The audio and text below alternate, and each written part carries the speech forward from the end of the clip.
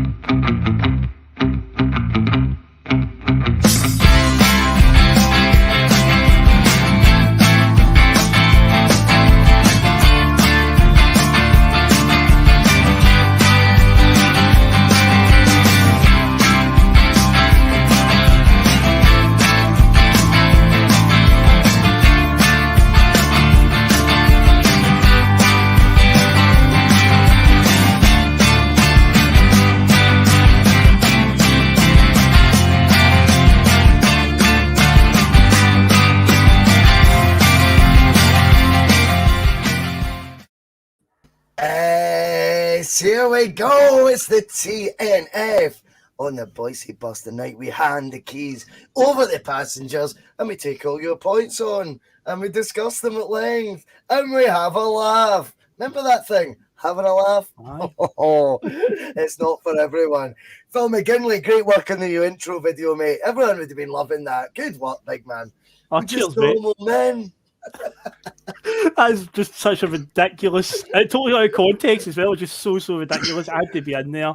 But yeah, we thought we would trial the new intro tonight and see how it goes. And as David Logue would say, same but different. Put it the hard way, same but different. That's a good way to put it. Yeah. That's a good way to put it. All aboard, says Ali. Here we go, all aboard the Boise bus. All right, lads. All right, mate. What's happening? How are we all doing? Connor Carr at the bottom. How's you, mate? I'm good, mate. I'm very, very good. You know, I love coming on here and having a wee discussion, a wee chin wag back and forth. You know, there's a lot to get into tonight. As always, we do have a lot to get into. Before we do that, we've got to do all that good stuff. And that means if you are watching on the old YouTube and you've not hit subscribe yet, what have you been doing? Hit subscribe, you dafty. Get involved.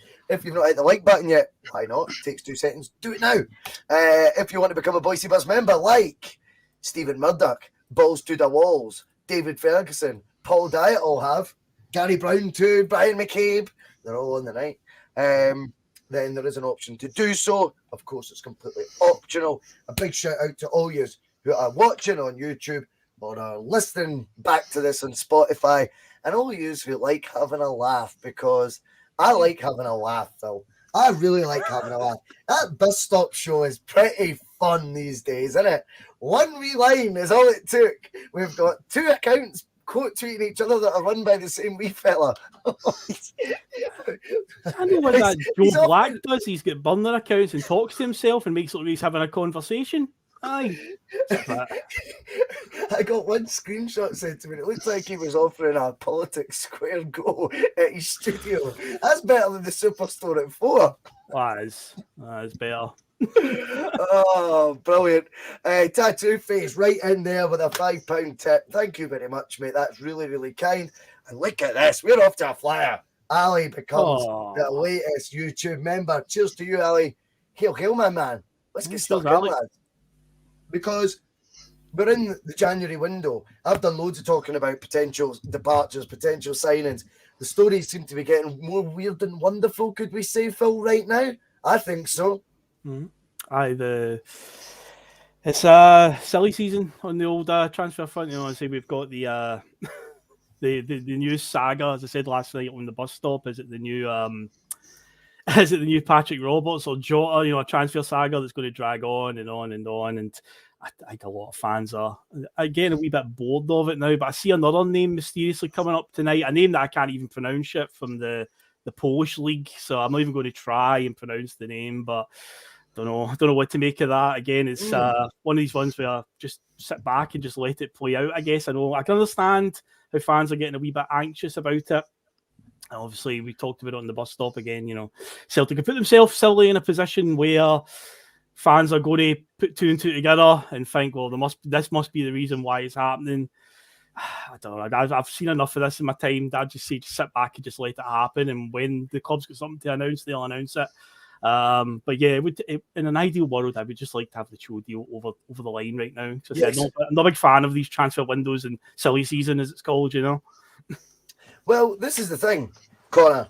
I think there's levels. I mean, if you even question something, some folk will accuse you of panicking, right? I mean, Cho was getting linked to us, you know, in the group stage of the World Cup. That was 5-6 weeks ago. So there's no panic. However, what I would say is it's dragging on a wee bit. Maybe he doesn't fancy it. I don't know. We could speculate till the cows come home, right?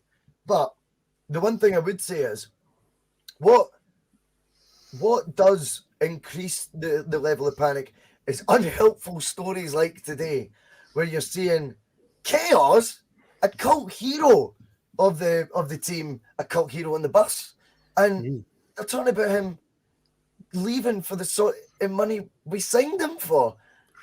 I mean, that can't be right. And I think the stories with him departing seem to be having a wee bit more meat on the bone than actually an incoming player having. And I think no one needs to panic, but absolutely we can't afford to go down to one striker either. So they need to get their foot down on the pedal and get a player in before they even consider selling Giakouamkis, let alone for 2.5-3 million quid. I read. What the hell's all that about?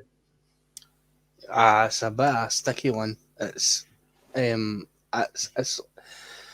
see, this is where like I'm just getting to the point now where I can't be arsed. Like I'm just wanting the window to be shut, and I just like I want to fast forward time and just go to the end of the window and I'm like, all right, okay, we've signed them there away, right, okay, whatever, let's just crack on. Because it's getting to the point now where I think it's almost taken away for the actual football. I might have said that. I got a couple of babies that night.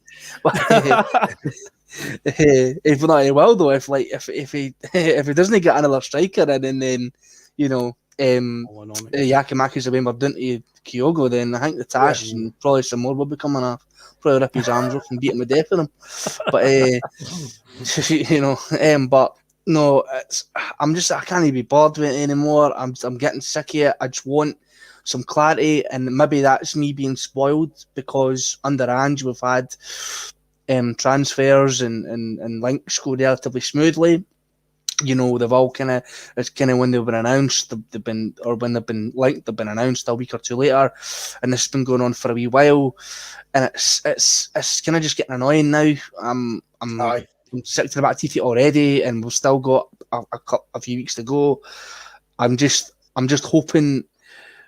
All I'm going to say is I don't think there's much to be worrying about right now until, you know, something does eventually happen, because I feel like Ange has kind of got his hand on the wheel. He's kind of steadying the ship, and I don't think that Mr. Lawwell has been in the door long enough yet to be up to his old shenanigans. But if I'm wrong and end up begging my face, then I'll come on here and admit it. But for now, I don't think there's much to be worrying about.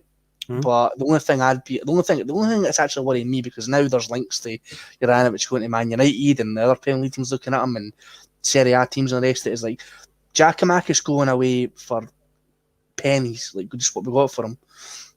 You can't sign a player who was top scorer in the Dutch league, and then plays with us, and in 6 months after he's had a spell out injured, then becomes a top scorer in the Scottish league and scores hat-tricks and, bosses, Europa League, bullies Europa League finalists, Rangers about the place, and, has all these other accolades to his name. Letting him go for the exact same price you got him for when he was at the club he was at, it was worth 12 million euros, £12 million. But we bought him for 2. They're trying to sell him for 2 to 5. That's nothing. That barely covers players' wages for us. A £2 million, £3 million profit. I'm not buying that. And a couple of the teams have been bandied about. I've got a wee bit of cash. That Urawa Red Diamonds. I've got a bit of cash in Japan. They have a bigger stadium than Celtic. Wow. Here's the thing. I've been doing some. I had because their stadium was used during the World Cup. And when I was in Korea and Japan, see the thing with Urawa Red Diamonds is, I've been doing my research. They're like the Rangers of Japan. Oh no. I know. Look, I know it's just like we would care about that. I don't think Giakouamkis gives a fuck. Let's be honest. He doesn't care. He knows what side his bread's buttered on, and he'd rather go and get a wee bit of dosh. But I feel like I'm going on and on here, but I've got so much I need to say because it's really frustrating me.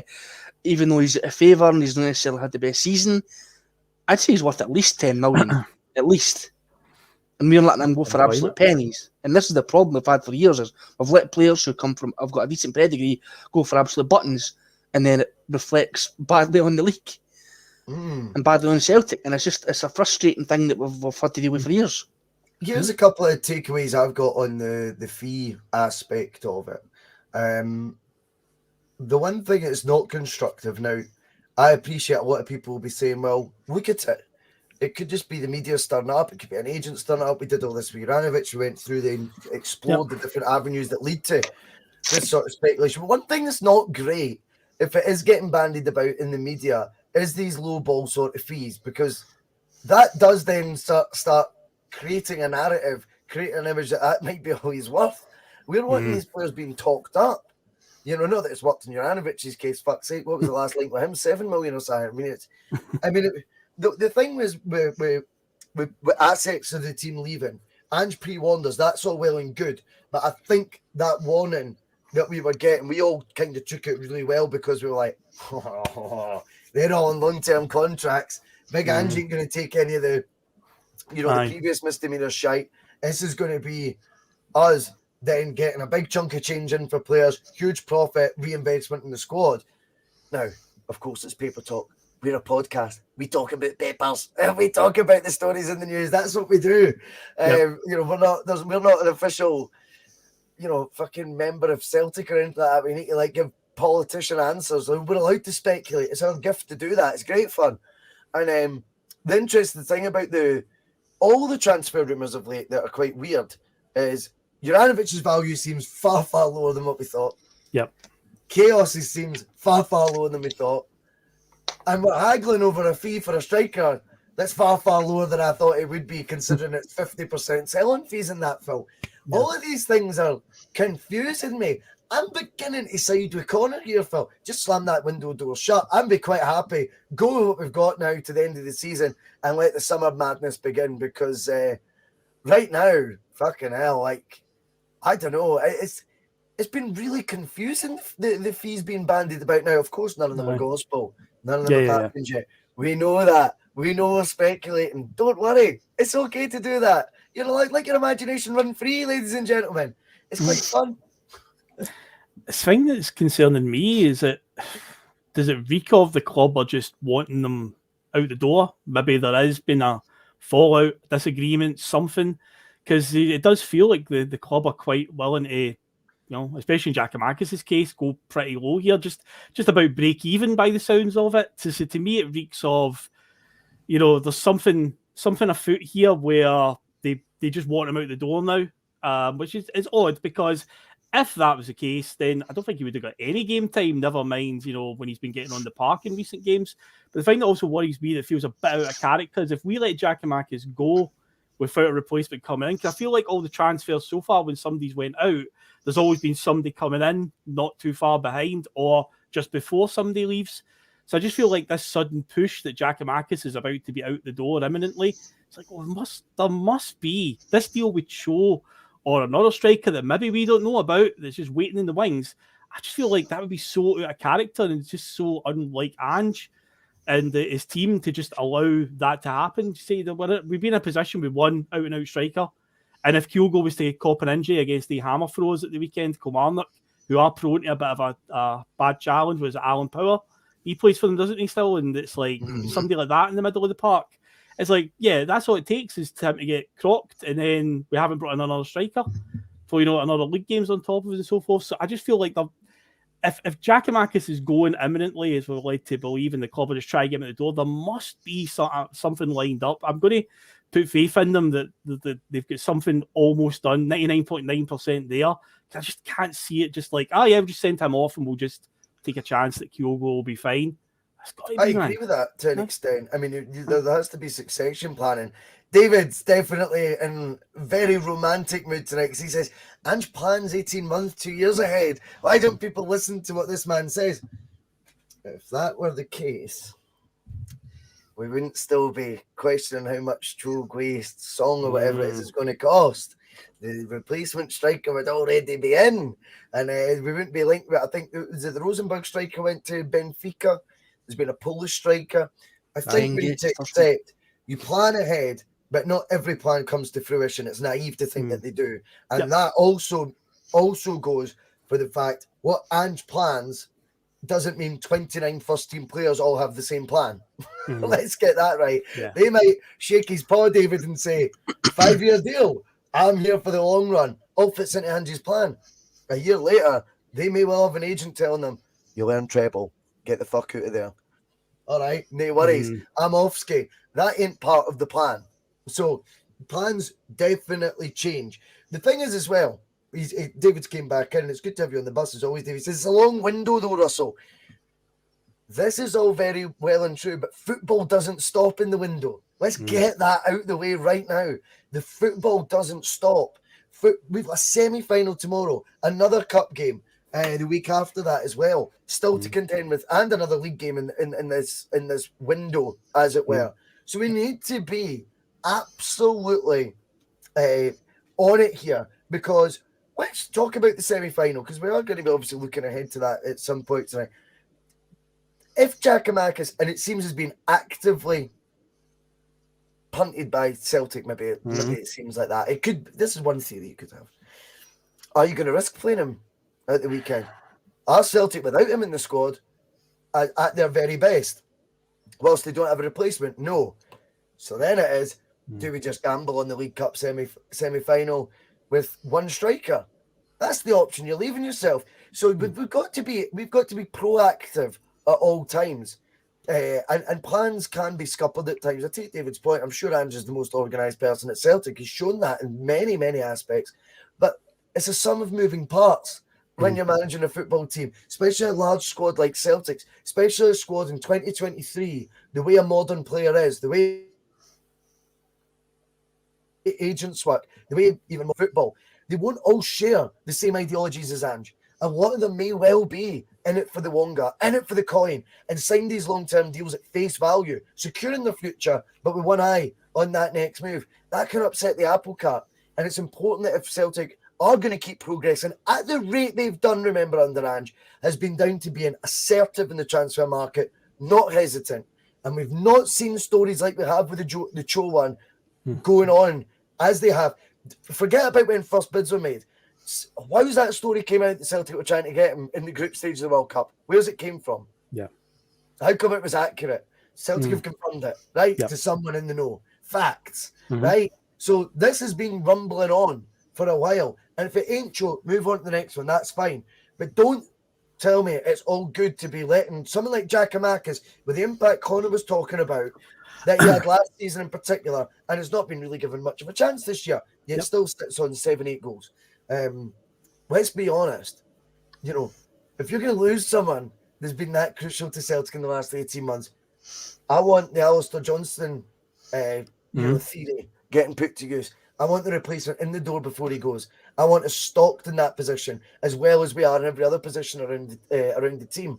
People are saying, look, don't worry, don't panic or anything. That's okay. I get that. But one thing people are definitely turning a blind eye to is why is the striker situation everyone's so relaxed about when the biggest issue we had in the toughest competition of this season was scoring goals against good teams.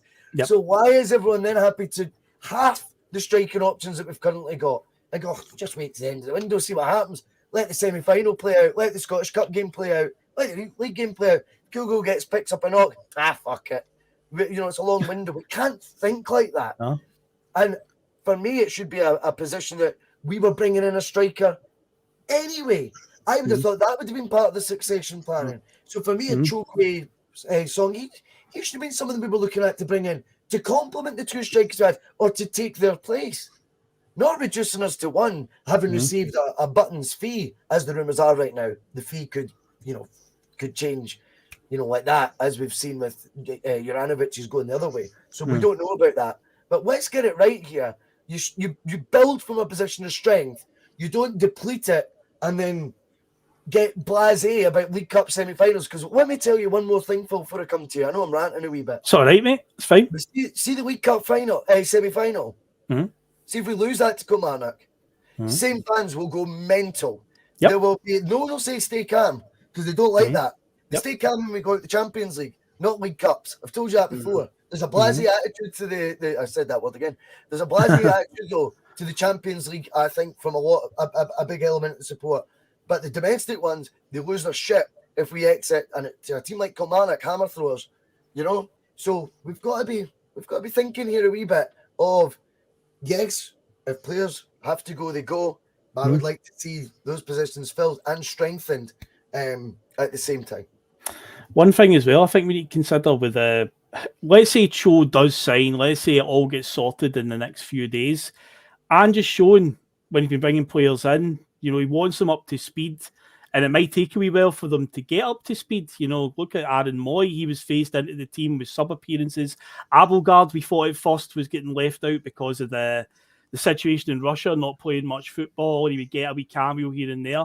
Now, am I right in saying that Cho hasn't played a competitive game since South Korea went out of the World Cup, which was, a month ago now? So he's been at a training camp in Spain, I think, with a South Korean team. So he hasn't played many competitive games. So even if Cho was to come in the next few days and let's say Kyogo, unfortunately, was to pick up a knock somewhere, I don't think it's a case of we just throw him in there because he ain't played a competitive game in about a month's time. So would Ange do that? It would be a bit different from what he usually does because he doesn't tend to throw players that aren't up to speed yet and haven't had a good bit of training under their belt.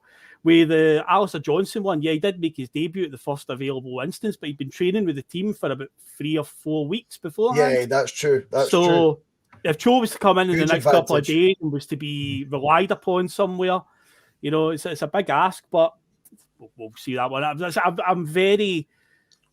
I just can't believe that the club would let Giakouamkis go, push him out the door without a contingency plan in place. You look what happened last year with Riley McGree knocking us back within a matter of days. Matt Riley was just out of nowhere. And it just feels to me like with the way this is going on and on, it's like, Riley McGree kind of led us up the garden path a year ago. And then eventually we just said, right, fine, we'll move on to another. So really, Ange must really want this guy. If we're waiting this long, he must really, really want him. If that's the case, and for whatever reason, it's going on and on a bit. We'll see what happens soon enough. But yeah, we do need to, we can't be very blasé, as you say, about the League Cup stuff as well. Because the blasé bus. The blasé bus tonight. My theory on that is, when it comes to that, is if we were to go out, unfortunately, they are still in the competition. And even though it's only the League Cup, we just don't want a lot of fans just don't want to see them win anything. We get knocked out of Europe, they kind of shrug their shoulders because Rangers aren't going to win the Champions League, are they? So it's not a worry. But Rangers can pick up some silverware, domestically. So unless Aberdeen want to knock them out, see if Rangers won in the semi-final, we want to get knocked out by Kilmarnock, most fans would just go, cares, man? It's only the League Cup anyway. I'm not bothered about it. But the fact that they're still in it, a lot of fans would be like, oh, raging about it because it kind of hands a trophy to them at a quite crucial time of the season. We're heading towards the run-in. So I think that is part of the attitude with some fans. Not all fans, but there is a contingent, I think, out there. They do think that way, where it's like, oh, don't want them to win any trophies at all, even if it is the League Cup. Well, Connor, Paul Dyack comes in, legend of the bus, Big Paul. And he's saying the good thing about Celtic is we score goals from all over the park, even if GG went and Kyogo was out, I'd still be confident of getting a win. Well, we've got to be honest. Yes, we would be confident domestically because we know we're head and shoulders above the rest. You know, we might not have shown it at Ibrox, but I do believe we're the best team in the country by a considerable margin, Connor. But as I said, 3 months ago in here, I've got bigger aspirations than that for Celtic. I want Celtic to be the best version that Celtic can be. Not just, we'll be good enough still. That's just then. That also taps into the theory of just being better than them. And that has hampered us, that attitude in Europe for the last decade plus, undeniably. So we've got an interesting situation where Paul's only named 2 players there that can play up front. One of them potentially being sold, one of them potentially picking up an injury. And that'd be us with no striker, no out-and-out striker. Maeda probably cover it. Look every other area of the park. See, when we signed Duarte, no one was saying, oh, another midfielder, that's too many midfielders. No, we were buzzing with it. I don't understand what the attitude is towards strikers at this point at Celtic, from not just the club's point of view, but I think a lot of fans as well. There was a lot of talk with Larson in the summer, Jordan that being, and it was, oh, how would he get a game? We've got 2 strikers. Well, trust me, he would have got a game in those Champions League games. That became true, and he was a free agent. Now, it's not to go on about that, but there seems to be, we can stockpile. We've got 5 centre-backs right now. When Kobayashi signed, no one went, oh, how's he going to get a game? What's he going to do to get in the team? No one said any of that. So I think right now, and Kaiser, you can rhyme off midfielders if you want who can all play up front. I'm talking about standards here, Kaiser, going up. And that means you get strikers in for the striker's position, not going, oh, well, we could move him in there. And yeah, you're right. Maeda, Kyogo, Abada, Haxo could all play there. Is that what we're after right now? Is that where we're at when we're in a financially very solid position, as the club will boast you in every single set of accounts they release every year? Financial health, very strong, etc. Is that really what we're looking for? To get wingers adapting to playing up front between now and the end of the season, and then hopefully bringing in a striker who'll need to get right up to speed for the Champions League, etc. for the following season? Or do we just get another one in now, regardless whether Giakouamkis leaves or not? I don't understand why the up front position, the most important position, scoring goals, the one Achilles heel we had in the Champions League. I'm not losing my mind. It was the most obvious position to be thinking, we're a bit light up there. Let's strengthen it. And that's before you talk about selling Giakouamkis for a $5, Connor. I mean, it's funny you mentioned Larson, because under Martin O'Neill, Sonia Clarkson, he had 3 class strikers, playing all together. And when they weren't all playing together, they all got equal amounts of game time, and they all contributed to an absolutely amazing degree.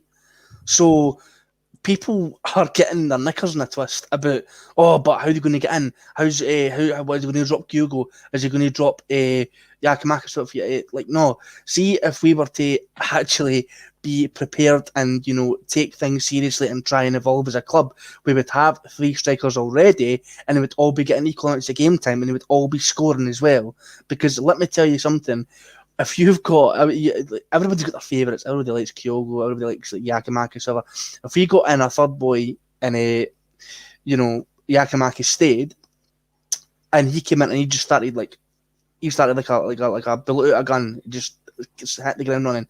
Nobody would be hanging about Kyogo. They'd be like, who's this boy? They'd be like, who's he? He's brilliant. Well, he's on good scoring form. How are we going to drop him? And then maybe his form does dip. You've got Kyogo there. You've got Giakouamkis there. You've got cover. You've got contingencies. You've got plan B. You've got plan C. And that doesn't even mean you can't play 2 of them, 3 of them together. It's having the options available to you which stops all this theorising and worrying and panicking for no reason.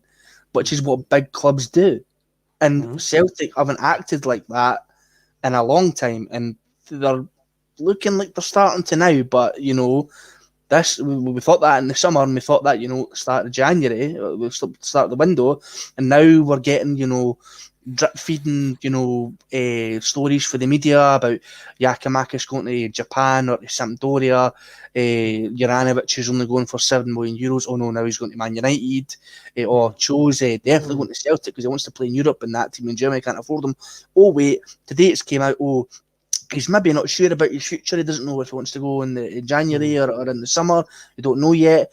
Now, granted, all this could be total speculation in the media, playing us like puppets on strings. But it's ridiculous. You don't see clubs like Arsenal or Liverpool, Chelsea. Probably no saying about them tonight, considering what's happening to them. But they don't get this shit. They don't get and granted, the media over there work very differently from the media over here. I feel like this is the only, country where, the top club, the premier club in the league is almost looked down on by the media. But it is what it is, and we have to just deal with it. But, we need to have a big club mentality and go forward with this. Yeah. But for me, it was part of the succession planning, in my opinion, involved a striker being added. I've said my piece on it. I think I've said my piece.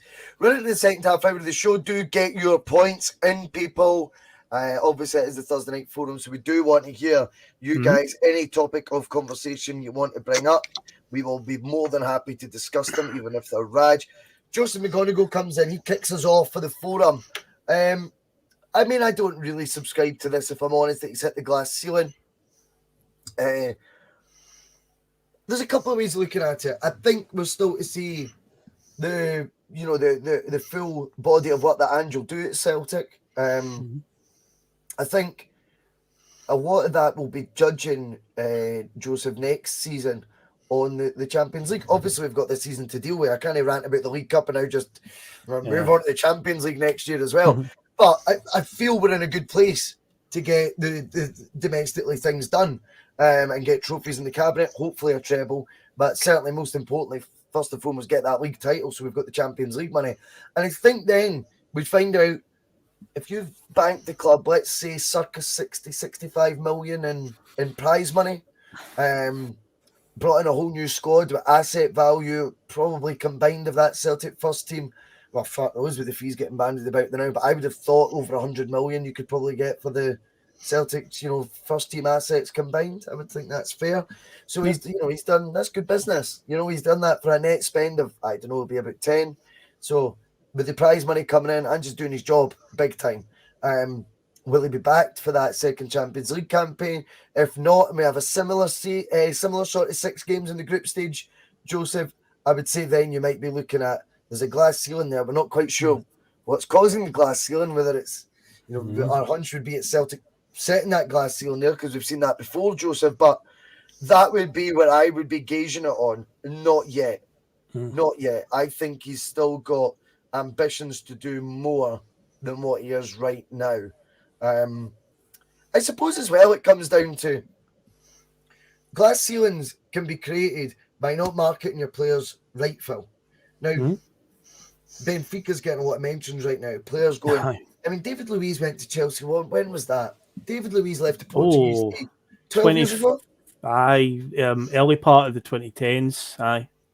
And he went for 35 million pounds. I know you'll say about 700 million on transfer market, but it was about 35. I feel like the Nemanja Matic was involved in that because he was at Benfica and Mourinho brought him back to Chelsea, didn't he? Nemanja Matic went to, I feel like he was Chelsea, then went to Benfica, then came back. And maybe a loan or something. I don't know. Part of the deal or something, but there was a big fee anyway, there was. It's just an example, you look at those sort of fees and you go, well, fast forward, 12, 13 years, whatever long ago it was, and we still seem to be, are we marketing all our players right? I mean, I don't mind the flipping of players. I think, you can have heroes in that, but even if Giakouamkis went tomorrow, I think if I got 8 to 10 million for him, I'd only lose sleep over it one night. Do you know what I mean? And then I'd be okay. Do you know what I mean? Because I would think, right, that was a good fee for a player we didn't spend even half of that on, brought us goals, sold him on for a healthy profit. Job's a good one. Are we, though, if we are going to be doing this fast flipping sort of transfer activity, are Celtic going to ensure they get the maximum value for players? And don't hit me with the Scottish League stuff. It's about what we do. It's about how we market it, because players from Norway recently, what was it? He played 25 games, joined Chelsea for 15 million quid. Do you know what I mean? Yeah. So there's definitely, if you tell them how high, quite often they will jump. You just need to be marketing your players right and negotiating these deals right. We need to make sure we're on that as well, Phil. If we're going to be seeing Croatian internationalists leaving, and we're going to see top scorers in the league from last season leaving, all in this window, only 6 months into the following season, okay, that's fine. What's the reward? What's the wonga on the table for them? And obviously what we've seen right now, I would say, has been a wee bit underwhelming. It's a really curious one. I think age is coming into this a lot, because when you're talking about trying to market our players, the best way that we can is probably in Europe, because the Scottish League isn't going to be the only thing that's going to attract any suitors, but obviously for whatever reason in Europe in recent years we've had our issues, ups and downs, definitely the occasional good result here and there, but as we saw in the Champions League this year, didn't quite go well. So that's the only way that these players are going to really put themselves on stage. But then you look at the curious case of Josip Juranovic, who was just at the World Cup and was all the way through to the third place playoff, got himself a bronze medal, and they're talking about 7 million for him. So I think age also comes into it as well. Look at Kieran Tierney a few years ago, under 25 at that point, in terms of age. So obviously I think teams from the bigger leagues want to invest in players of that age. They'll put big money down for them. But I think genuinely people 28 and upwards, even though you can say, well, they're coming at the prime of their career, I don't think a lot of clubs think that way. It's all about, the next move for them and how they can profit on it and so forth. And they don't see that much profit in Giakouamkis and Uranovic, 27, 28 years old. I mean, if we were to get 8 million, 7 million, whatever for both of them each, then it is still a profit. But in our eyes, obviously, we think it should be more. But I think that just a lot of clubs outside of our league just, it's an age thing definitely comes into it. And they haven't quite performed at the top table yet in Europe. So they had the chance this year. And as you've rightfully pointed out, what was our biggest problem in the Champions League? Goals. Who's a striker? Giakouamkis. Kyogo missed a fair amount of chances, but Giakouamkis had missed a few as well. The two of them seem to be misfiring at the worst possible time. But I do think, I know what the thing is, well, that who sadly then comes into that category.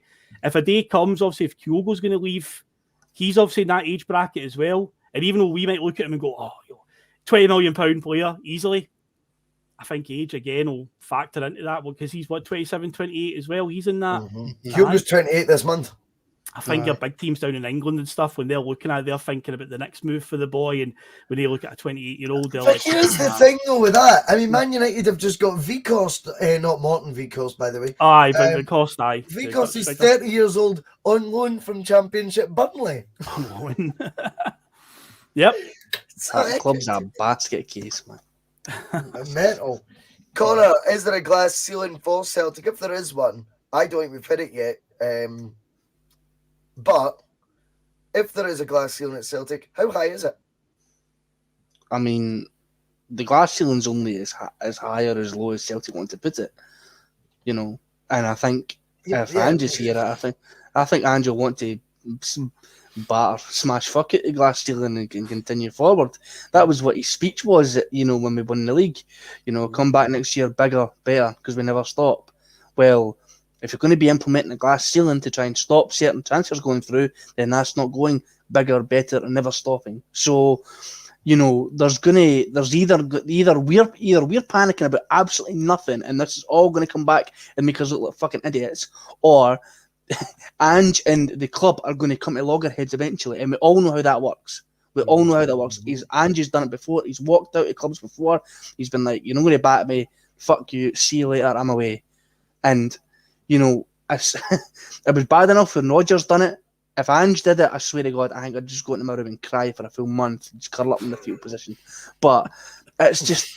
I thought you were going to threaten Dermot Desmond again there. Oh no! Trust me. I'll be hiding in the Tash has fucking been rafters. ripped off. I'll be hiding in the rafters with a balaclava on, my samurai sword. But hey,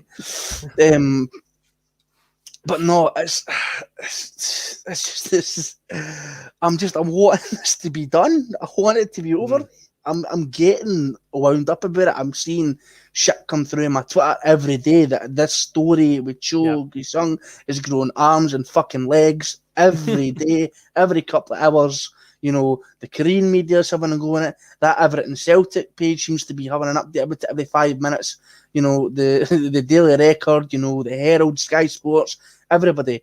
The only thing I know for facts is he's met with representatives in London with regards to Celtic. We've put in an offer. We've offered such and such for a sell-on clause, and he wants to play in Europe. And so far, FC Mainz Germany can't pay the money. They've withdrawn. They don't want to go any higher. Minnesota in America have put in a bid, but doesn't want to play in America. That's all we know so far. But all the speculation is hampering this massively. And it's putting undue stress on the support and maybe even on the manager. You have no idea, although I think Ange's a bit stronger character than that. But it's getting to the point where we need to be taking that, going a next level above this, and we can't have the club stopping the progress. We've seen it before. Phil, Patrick McLaughlin comes in. He says, I think the boards went too far with Ange now to screw it up. They've backed him there before the January window even opened, to be honest. Let's be honest. I don't know. I think, yes, he's been backed. But, Patrick, the optics look very much like he's been backed massively, right? Look what's been spent.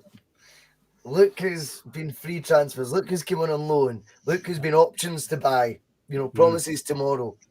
You know, I think undoubtedly Jota and Cameron Carter-Vickers were shrewd investments. They did come on loan initially, but they were shrewd investments. But let's get it right. Celtic hadn't backed their managers that much for so long by then, properly, with a proper scouting system or backing a manager's opinion. They were plucking just fucking anyone, do you know what I mean, for that 10-in-a-row season. It wasn't a team they were building. We need to be honest here, right?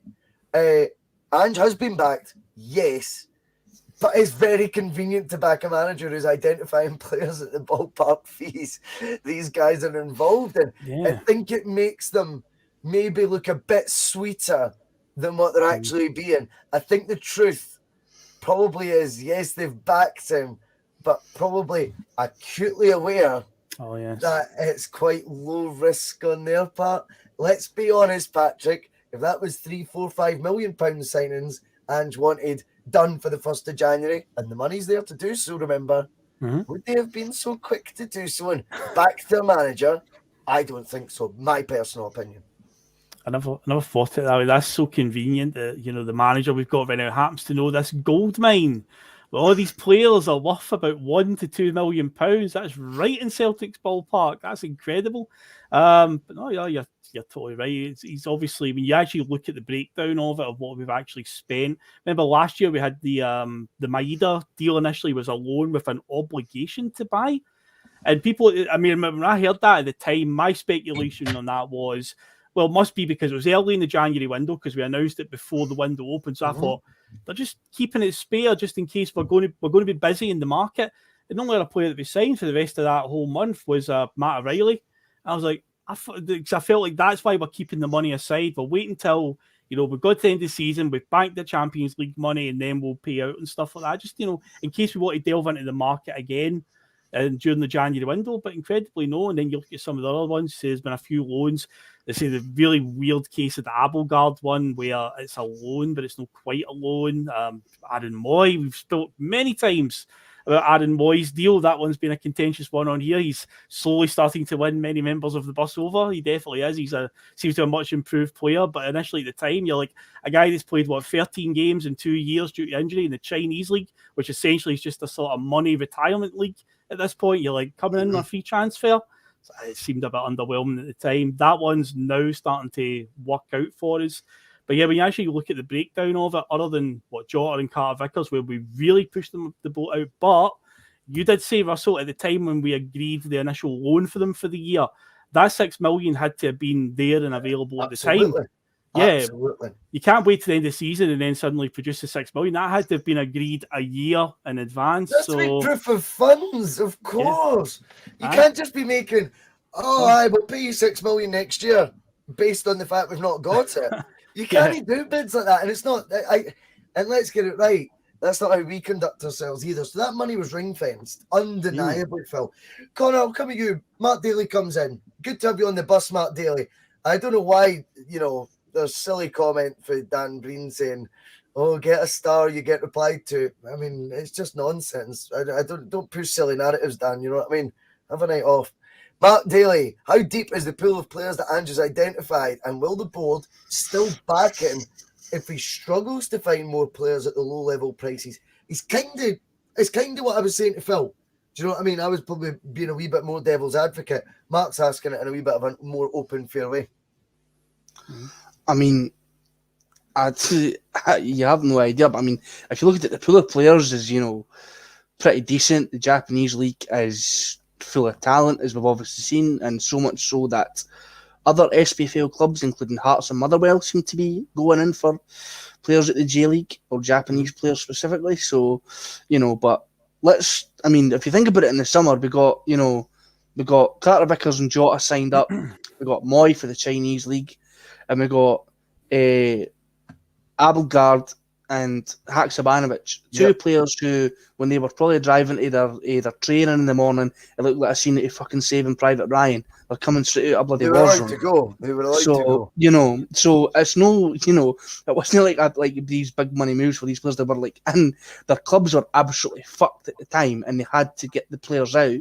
So, how deep the pools of players that Ange is willing to go into, or he's identified as, obviously we don't know, because so far he's got a few good players at the J League, and there are a few of the players we have speculated that were forced upon him, such as James McCarthy, Joe Hart to an extent, Abelgard maybe as well, because he's just absolutely disappeared off the face of the earth, But honestly, this is the thing that I was saying. Obviously, we've signed Iwata and what's his name, Kobayashi. I like what I see, and I do like the players that come with a bit of pedigree in the J League has been very good to us, very fruitful venture so far. But it's going to get to a point where if we keep signing players for the J League, I'm going to get a wee bit annoyed with it. I'm going to be like, why have we no bought, I don't know, a big 6'5" fucking Bulgarian to come in and... Connor, would your concern, rather than your hypothetical Bulgarian 6'5" person, would your concern be, though, if we end up with a squad, right, that is packed with J League players, and there's really one reason why two reasons why they joined Celtic, firstly, and the manager, right? Yeah, and Ange. So what happens when he leaves? That's that there is a ripple effect waiting to happen there, isn't there? If Postecoglou, God forbid, was ever to leave, whilst they're all midway through their 5-year deals. It has the potential to, absolutely flip everything on its head. But I guess you can say that with all transfers, you never know what will happen in the world of football. But if, God forbid, he does leave and these players are still here, we haven't, flipped them and for a profit, and let's just say hypothetically they've not adjusted well, some of them, we could be in some, deep waters and swimming with the sharks, because it might look very bad. It might be like, what are we going to do with all these players? And now we're short in these positions here. We need to, have a fire sale, and it's just there's such a high potential for things to go wrong. But I don't think Ange is going to leave anytime soon. So I think we'll be all right for now. But I want to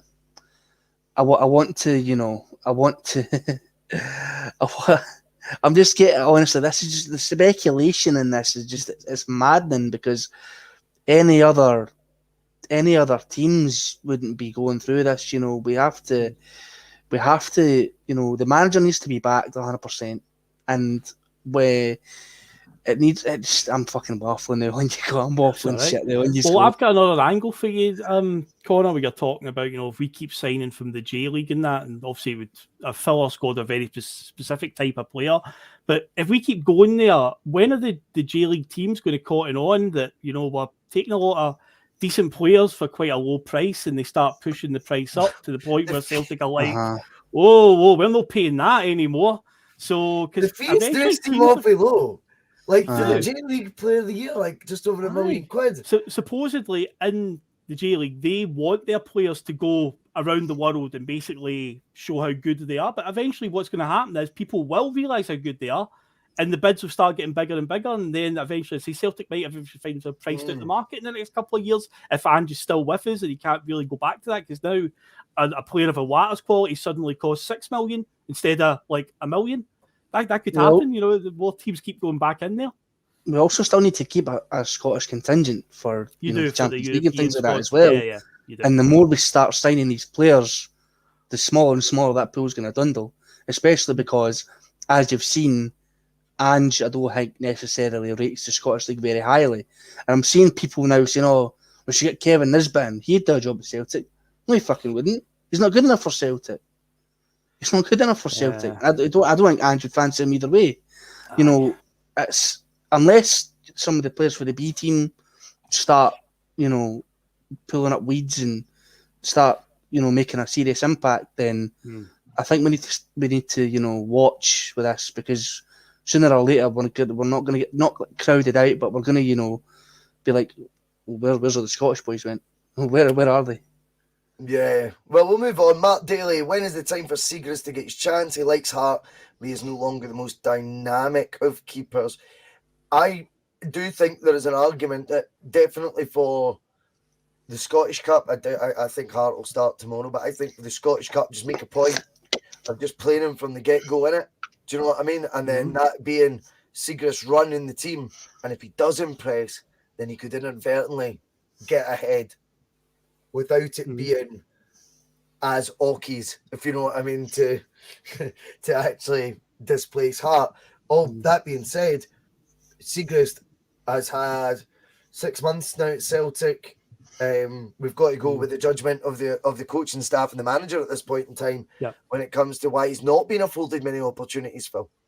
I mean, see Paul Dye's coming in and just saying Seagrass is injured. So I was going to say I don't expect him to start against Kilmarnock because he's played the 2 League Cup games. But if he is injured, then obviously there's nothing you can do about that. If he is recovered in time for the Scottish Cup game next week against Morton, I'd fully expect him in there. But I do think he's worth a start in some league games. The thing that would concern me, though, is if Hart comes in to play this League Cup semi-final and we do go through to the final, which quite likely, let's be honest, and the likelihood is we'll probably be playing Rangers. I think I said this last week as well. Like, what happens then? Because Hart's now played the semi-final and you've got Rangers in the final. Does Seagrass come back in when he's been the cup goalkeeper? You know, there's something to worry, because Seagrass will never know how good he can be unless he does play against like Rangers or plays European games or something here and there. You know, you'll really get a chance, because when we play a team like, say, Dundee United at home, you know, they don't get many chances. You know, the goalkeeper can be standing around for 90 minutes with nothing to do. You want to see him in a situation where he does get tested and we can understand how good he is. So if it is a case of, like, Hart has to play on Saturday against Kelly, but we do get to obviously through to the final at the end of February and Seagrass is recovered, I say it's worth throwing him in for the final if it is against Rangers, because he's played the other 2 cup games and just out of circumstance, he's missed one of them. But because again, then you'll get a real idea: is this guy going to be, you know, is he good enough to play for a full season as our number 1 keeper? We'll never know right now. As you say, we can only trust what Ange sees in training every week. I mean, Neil Lennon chucked in that boy Connor Hazard in the cup final against Hearts, and he basically won as the cup.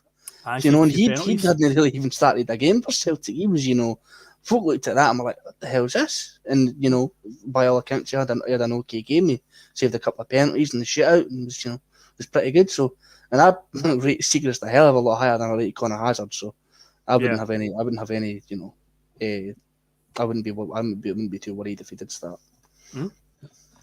No, I mean, I think with Joe Hart, it's a difficult one. I feel like he's at a stage in his. I think he's in a stage in his career where Celtic were the right fit for him, right? Yeah. Undeniably, I think it was a great move for him.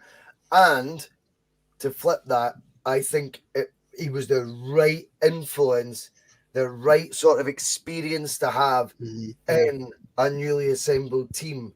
A lot of them coming to Scotland for the first time and things like that. So I think it was a marriage that really clicked at the right time. We got the best of both worlds, but I've got to be consistent when I say about, each area, strengthen it, Champions League in my mind. I do think there's scope to improve on that department. Yeah. Big time. And I think, as I say, the fucking money's there. And the money, but there'll be more money there come the summer. So I think for me, Hart has been a very good business for Celtic. Yep. But his expiry date as a Celtic goalkeeper, I think we should we should regard as being very much closer to today's date than what we normally would with a goalkeeper. I think there's manoeuvring for Celtic to get in someone better. I think the thing is with Hart as well, that he came in. One of the other aspects about his arrival was when we signed Barkas, we went from the tried and trusted Fraser Forster, the tried and trusted Craig Gordon. These are guys. I know Craig Gordon gets pelters and that, right? But those as goalkeeper names are fucking like established names. Do you know what I mean? And it's like we went for that to the unknown and the big fee, and we've all been spooked by it a wee bit. And then when Joe Hart came in, he had that same effect as like a Forster or a Gordon, like the reputation, the name, that everyone knows who Joe Hart is, and that helped. And of course, he's done plenty to help as well himself. But it was a lot of reassurance with the signing of Joe Hart. But we'll need to go again in that position for me in the summer. Thank you very much for the point there. Joe Hart was basically a means to an end at the time because we needed somebody in, and he just happened to come in. He filled his role for a couple of years, but no, there's definitely scope to improve, and I think we're heading towards that maybe in the summer to look at another goalkeeper option. But he's done a good job for the 2 years that he's gave us so far, so no doubt about it. Yeah, we will see who else has got a question for us on the old forum. What have we got? There's a lot of folk talking about the Hart secret situation. Kevin 14 comes in. Hypothetical question. Who do you sell in the summer? Hatate or O'Reilly? Abada or Maeda? And Taylor or Ralston? Now, he's kind of backed down a wee bit, and he's went, in other words, who's best? Who's the best out of those? I think that's a more healthy conversation to have. Hatate and O'Reilly, I think it's good competition in the area. I think O'Reilly's became just the latest. He's not even a whipping boy. I wouldn't even go as far as that. Just the latest one that we just move around the team in various stages of going, he's right out of sorts right now, isn't he? Do you know what I mean?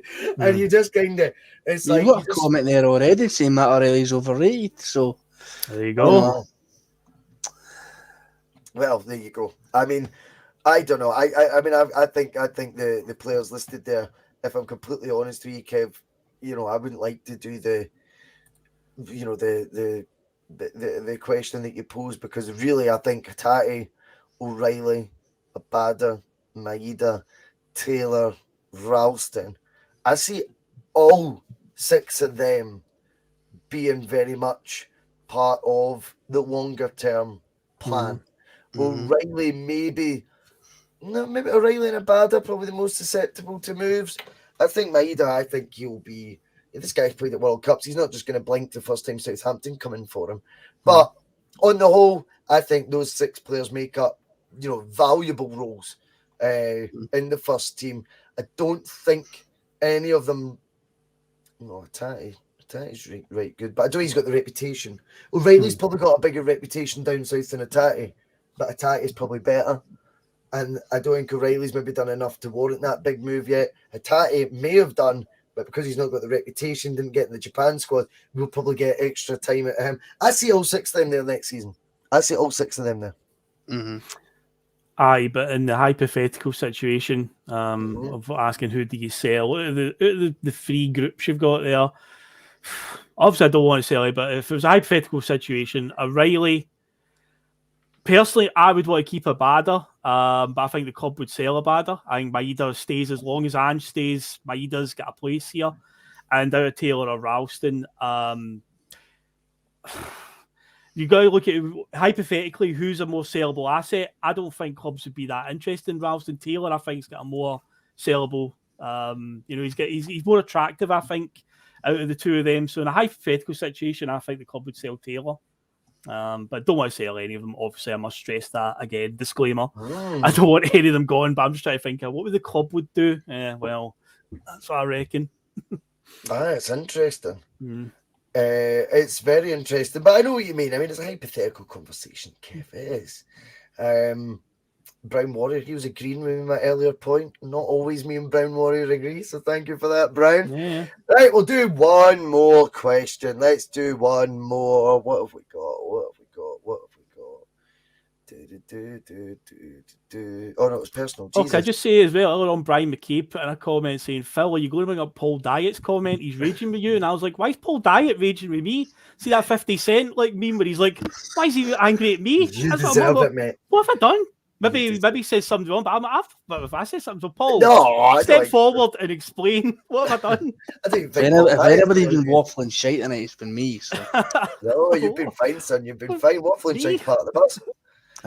Mark Daly, that's an interesting one because I really don't have the answer to it. So I'll put it to you, Connor, first. Any suggestions on how to stop the talent drain that is happening from our talented youngsters? Rocco Vata has been mentioned as creating interest down south, and once again, we may lose another. It's a good point. Aye, this is something that really annoys me. We're just, we're not using Celtic and Rangers got given the opportunity to let their B teams play in the lower league. I thought your broadband was buffering there at first, son. No. No, this. So I was like, what's happening? Is that a connection? My brain's fried. There we go. No, Celtic and Rangers were both given the opportunity to let their B teams play in the lower leagues to develop further and play regular football as opposed to what they were doing before. And it's not been, I'd say, at least on Celtic's part, I don't think it's been really used in the way it should be. It's not been implemented as well.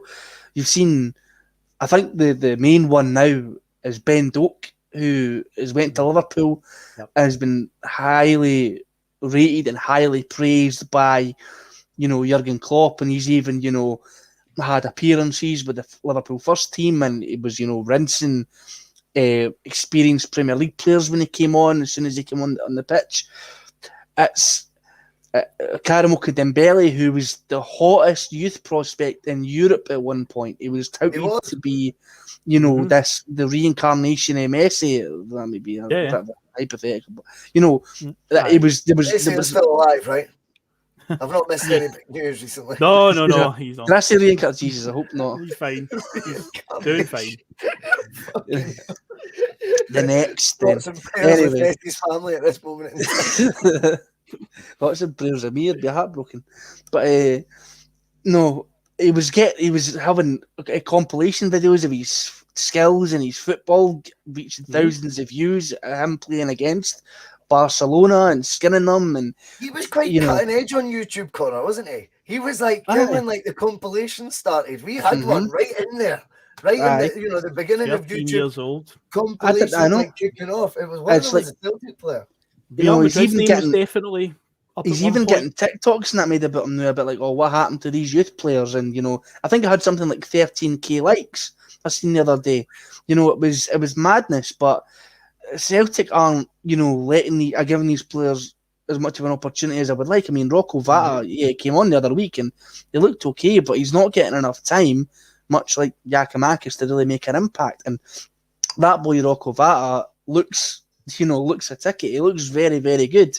There's the boy Joey Dawson who's plays in the B team. A couple of the other ones. That took part in that 5-2 scalping of the Rangers B team. If you hadn't seen that, I'd recommend go watch it. But these boys are doing what they can and putting in decent performances against adults and against proper players. And they're trying. A lot of them with a lot of experience, a lot of experience. So I don't know what more they can be doing. I don't know if this is just Ange isn't fancying them, or it doesn't see where they can put in. And maybe we're at that point of the season where maybe it'll get to a point in the season where, let's say, we've won the league and there's a few games to go, because I think that's very much possible. I think by the next time we play them in April, it'll be double digits by then in points gap. But by the time we win the league, hopefully, I think then we might see these players coming in and getting a bit of game time and showing what they can do.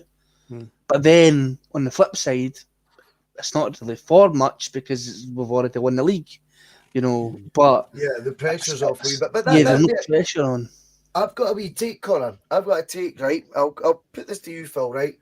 See, when it comes to the youth players, Connor's raised a good point there. See, when you're playing, I know what you meant by saying, like, you're playing adults. I mean, they're all fucking adults, but I know what you mean. Yeah. You're playing grown men. You're playing, like, guys with vast experience that have played at, a lot of the levels of Scottish football, maybe working their way down, or maybe have always been at Lowland League level. Do you know what I mean? Or just hardy seasoned bastards. Do you know what I mean? Who's going to give you one hell of an education now. And what of those characteristics, Phil, were very much why ex-pros, if you watch someone like Open Goal, for example, they'll talk about the reserve league being amazing for this, right? And they say, but here's the flip side of it all. That turned into like an under-21 league. Now, unfortunately, there's just not a big enough talent pool to make that competitive enough for our youth players to be playing week in, week out against other Scottish under-21 teams. That ain't going to get you to the grade either. The Lowland League, the problem probably is a lot of the players they're playing against aren't of any sort of real repute other than in Scotland. There's the rule on how many games you can play between the two, and they don't want to sacrifice that. But it is competitive football. They've tried to do the best of both worlds. An under-21 team in a competitive league.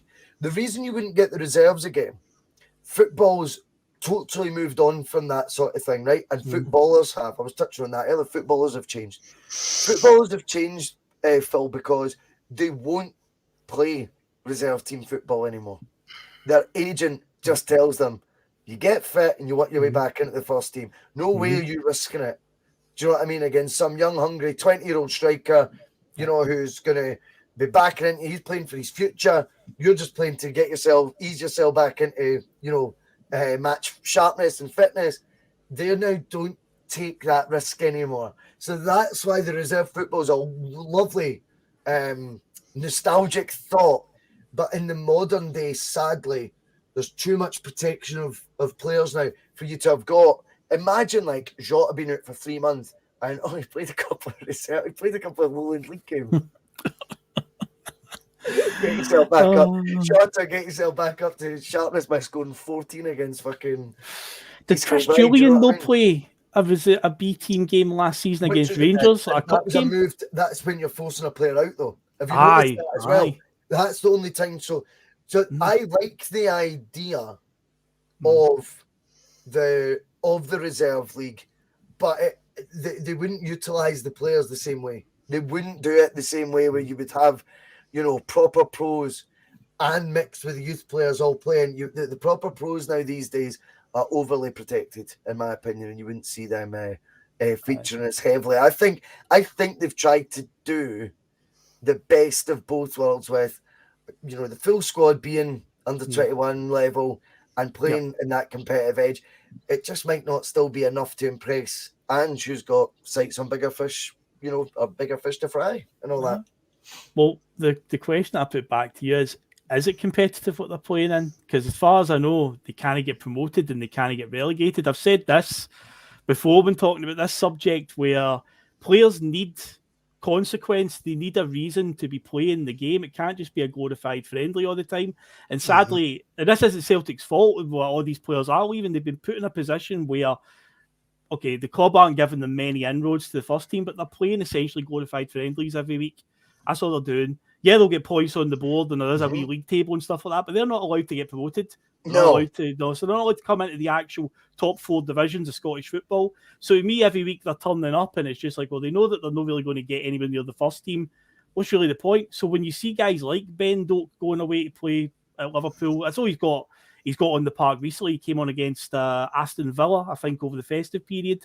He played at Villa Park. But even playing a reserve game for Liverpool, you're going to be playing against guys that are all professionals. It's all a high standard.